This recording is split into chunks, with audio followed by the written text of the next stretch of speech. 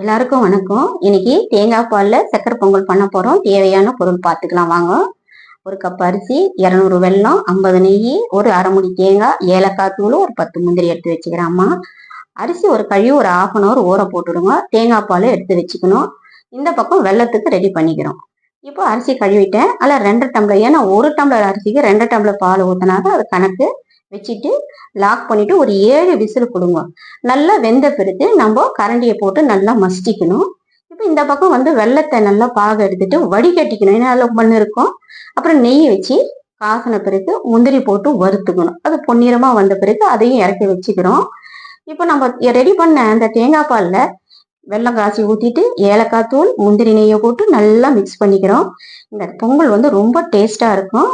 நீங்களும் வீட்டில் இதை சமைச்சு பார்த்து சாப்பிட்டு பார்த்து கமெண்ட் பண்ணுங்க. அடுத்த வீடியோல சந்திப்போம். நன்றி.